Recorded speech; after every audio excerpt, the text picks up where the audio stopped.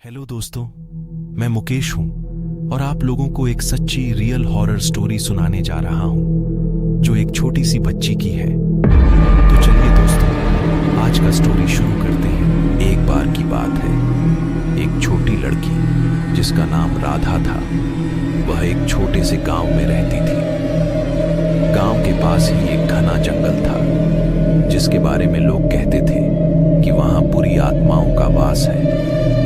एक दिन राधा जंगल के किनारे खेलते धीरे धीरे बढ़ता जा रहा था। राधा बहुत डर गई। उसने जोर जोर से चिल्लाना शुरू किया, लेकिन उसकी आवाज सुनने वाला कोई नहीं था। रात के अंधेरे में जानवरों की आवाजें और पेड़ों की सरसराहट उसके डर को और बढ़ा रही थी। वह हिम्मत जुटाकर एक दिशा में चलने लगी। चलते चलते उसे एक पुराना टूटा फूटा मंदिर दिखाई दिया। उसने सोचा कि शायद वहां कोई उसकी मदद कर सके।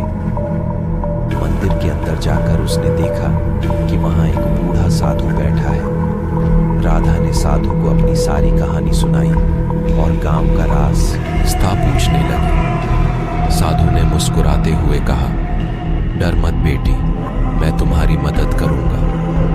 ये जंगल भले ही भयानक लगता हो, लेकिन अगर तुम्हारे दिल में विश्वास और हिम्मत है तो तुम सुरक्षित गांव पहुंच जाओगी। साधु ने राधा को एक जलती हुई मशाल दी और कहा, इस मशाल को पकड़े रहना और उत्तर दिशा में चलते रहना। राधा ने साधु के कहे अनुसार किया। मशाल की रोशनी में उसने अपना रास्ता खोजने की कोशिश की। चलते चलते उसने महसूस किया कि हवा में कुछ अजीब सी शांति है और जानवरों की आवाजें भी अब शांत हो गई हैं। कुछ घंटों के बाद उसे दूर से गांव की रोशनी दिखाई दी। उसकी खुशी का ठिकाना नहीं था और वह दौड़ती हुई गांव पहुंची।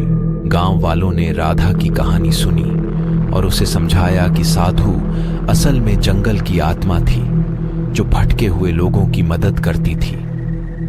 राधा ने साधु को धन्यवाद कहा और उसके बाद कभी भी जंगल के पास अकेले नहीं गई। अगर दोस्तों आपको ये स्टोरी पसंद आई हो तो प्लीज मेरे चैनल को सब्सक्राइब करें